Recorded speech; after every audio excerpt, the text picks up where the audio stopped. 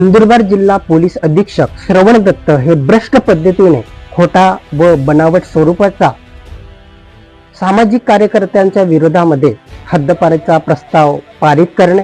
त्यांच्यावरती खोटे व बनावट गुन्हे दाखल करणे, त्यांना रात्री बेरात्री अटक करायला लावणे,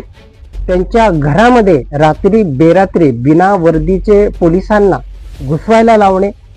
चोरीच्या स्वरूपात घुसवायला लावणे, चोरी करायला लावणे आणि चोरीची प्रकरणं दडपणे, भ्रष्ट अधिकाऱ्यांची प्रकरणं दडपणे, भ्रष्ट अधिकाऱ्यांच्या विरोधामध्ये बोलणाऱ्या सामाजिक कार्यकर्त्यांना टार्गेट करणे, भ्रष्ट अधिकाऱ्यांचं संरक्षण करणे, अवैध धंदे अवैध व्यवसाय यांच्या विरोधामध्ये बोलणाऱ्या सामाजिक कार्यकर्त्यांना टार्गेट करणे, त्यांच्या हत्येचा कट रचणे, हत्येचा प्रयत्न करणे, पोलीस कस्टडीत असताना जातीवाचक अश्लील व वाईट शिवीगाळ करून अमानुषपणे मारहाण करणे, अशा पद्धतीने गुन्हेगारी पद्धतीने चुकीची कामं नंदुरबार जिल्हा पोलीस अधीक्षक नंदुरबार जिल्ह्यामध्ये करत आहेत. हे पोलीस अधीक्षक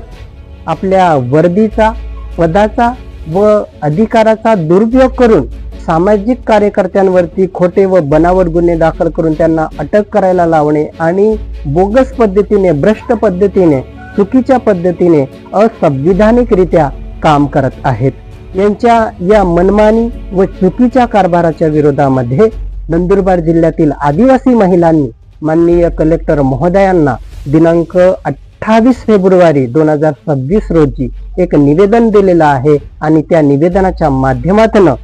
माननीय कलेक्टर महोदयांना निदर्शनात आणून दिलेला आहे की हा जो पोलीस अधीक्षक आहे हा आपल्या पदाचा दुरुपयोग करून कशा पद्धतीने आदिवासी जनतेची पिळवणूक करत आहे, छळ करत आहे.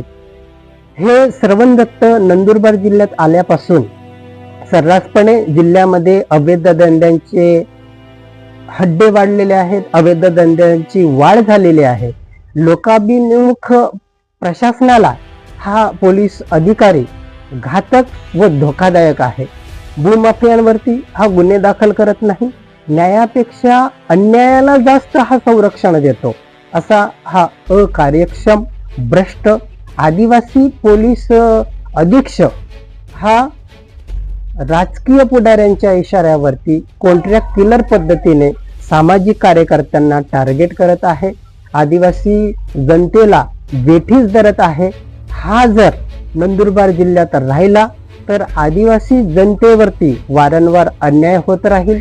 पोलिसांच्या माध्यमातून आदिवासी जनतेचा छळ होत राहील.